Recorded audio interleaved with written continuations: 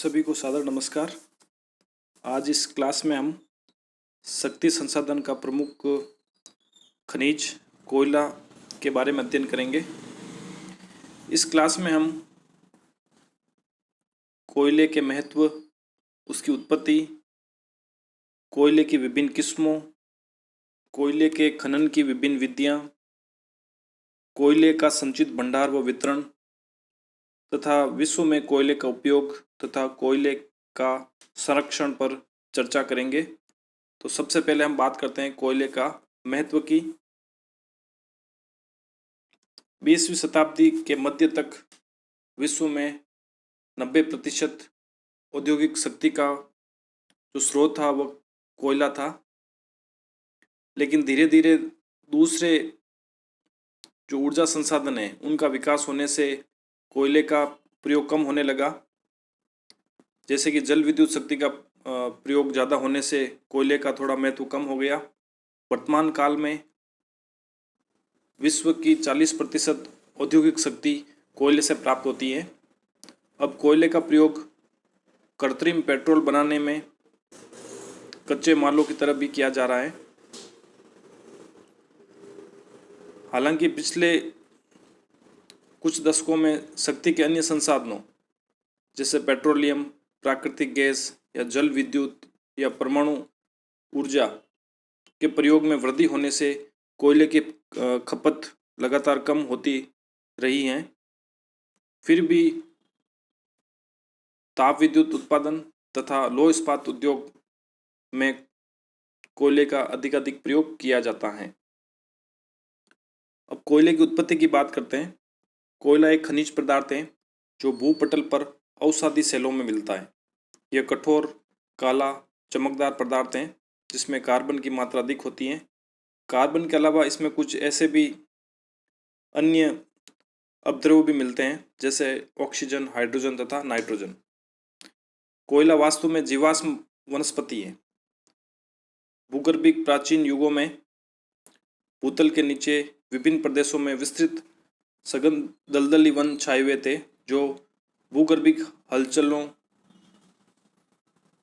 के कारण भूमि में दब गए थे और कालांतर में वो वनस्पति अपघटित होकर कोयले के रूप में परिवर्तित हो गई। तो कोयले के निर्माण को हम दो मुख्य युगों में विभाजित कर सकते हैं: कार्बोनिफेरस युग का कोयला तथा टर्शरी युग का कोयला। विश्व में 3/4 से अधिक कोयला कार्बोनिफेरस युग का माना जाता है।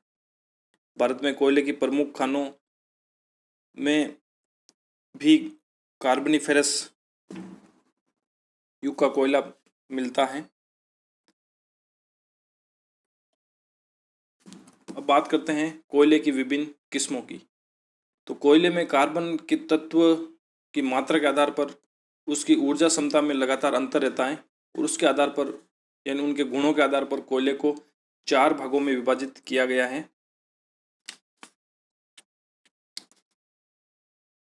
पहला है एंथ्रासाइट।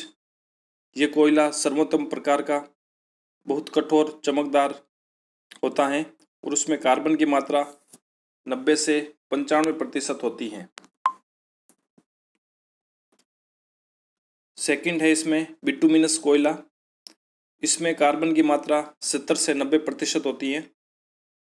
यह काले रंग का चमकदार कोयला होता है।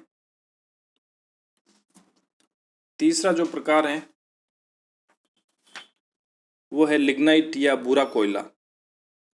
लिग्नाइट कोयले में कार्बन की मात्रा 45 से 70% तक पाई जाती है। इसका रंग प्राय भूरा होता है, इसलिए इसे भूरा कोयला भी कहा जाता है। ये जलने में बहुत धुआं देता है और राख भी अधिक छोड़ता है, इसलिए एंथ्रासाइट और बिटुमिनस की अपेक्षा इसकी कम गुणवत्ता होती हैं। और चौथा जो मुख्य प्रकार है वो है पीट कोयला। आयु के आधार पर यह सबसे नवीन कोयला माना जाता है। इसमें कार्बन की मात्रा लगभग 55% तक होती है। यह प्राय लकड़ी की तरह जलता है और जलने में बहुत अधिक धुआं देता है। कार्बन की मात्रा कम होने के कारण इसका उपयोग कम होता है क्योंकि इसकी जो गुणवत्ता होती है वो निम्न प्रकार की मानी जाती है। आगे हैं इसमें कोयले के खनन की विधियां। तो कोयले के जो खनन की मुख्य विधियां हैं उसमें खुली खदान, ड्रिफ्ट खदान तथा शाफ्ट खदान है। खुली खदान में इसमें कोयले की परतें 60 मीटर से कम गहराई पर होती हैं, वहाँ इस विधि का प्रयोग किया जाता है। आधुनिक खुदाई में ओजे बर्मों का भी प्रयोग किया जाता है। ड्रिफ्ट खदान में जहाँ कोयले की खानों के ऊपरी भाग किसी पहाड़ी ढाल पर स्थित होते हैं, वहाँ ड्रिफ्ट विधि काम में ली जाती हैं। और शाफ्ट खदान में अधिकतर इस विधि का प्रयोग किया जाता है। कोयले की परतें प्राय भूमि में गहराई पर स्थित होती हैं, वहाँ खोदने के लिए ऊर्ध्वाधर खुदाई के द्वारा नीचे पहुँचा जाता है और बड़े बड़े बाल्टों में भरकर कोयले को चरखियों के द्वारा ऊपर खींचा जाता है। तो इस प्रकार ये शाफ्ट विधि हो जाएगी। अब बात करते हैं कोयले के संचित भंडार व वितरण की। तो इसके जो मुख्य भंडार हैं वह सबसे पहले बात करते हैं सोवियत संघ यानी पूर्व सोवियत संघ के कोयला क्षेत्र, जिसमें जो मुख्य खाने हैं वो है डोनबास यानी काला सागर के उत्तरी भाग में दोन नदी के बेसिन में या उत्तम प्रकार का अर्ध एंथ्रासाइट यानी उच्च क्वालिटी का कोयला मिलता है और इसके निकट ही लौह इस्पात उद्योग की खाने या लौह इस्पात निर्माण उद्योग भी हैं। दूसरी जो मुख्य खान है वो कुजबास, ये सबसे बड़े कोयला क्षेत्रों में से एक है, उत्पादन में दूसरे स्थान पर है। कुजबास का अधिकांश कोयला भूमिगत धरातल के इतना समीप है कि वहाँ खुली खदानें दिखाई देती हैं। तो पूर्व सोवियत संघ का सर्वोत्तम कोकिंग कोयला इसी क्षेत्र से प्राप्त किया जाता है। आगे कारागंडा, ये कजाकिस्तान की बड़ी खान मानी जाती हैं और यहाँ का जो कोयला होता है वो यूराल के केंद्रों में भेजा जाता है, यूराल क्षेत्र में। आगे है साइबेरिया क्षेत्र। तो रूस के जो भावी विकास और आर्थिक उत्पादन के लिए जो संभावनाएं व्यक्त की गई वो साइबेरिया में की गई हैं। वहाँ कोयला के बड़े भंडार हैं, लेकिन अभी उनका पूरा तरीके से उपयोग नहीं किया जा सका है। अब बात करते हैं संयुक्त राज्य अमेरिका के कोयला क्षेत्र की। तो मुख्य क्षेत्र है अमेरिका का वो है अपलेशियन कोयला क्षेत्र। इस क्षेत्र में संयुक्त राज्य अमेरिका का 50% कोयले का उत्पादन किया जाता है।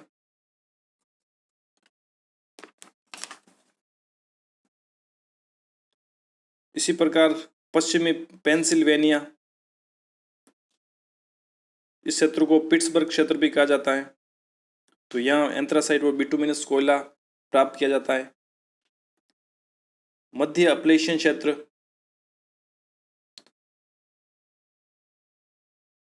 इस क्षेत्र में भी कोयले का काफ़ी उत्पादन किया जाता है। और अल्बामा का दक्षिण क्षेत्र, जो अपलेशियन क्षेत्र है उसके दक्षिण में अल्बामा क्षेत्र है, वहाँ पे भी उच्च क्वालिटी का कोयला निकाला जाता है तथा न्यू ऑर्लियंस क्षेत्र में ये कोयला भेजा जाता है। बर्मिंघम क्षेत्र का ये महत्वपूर्ण केंद्र है।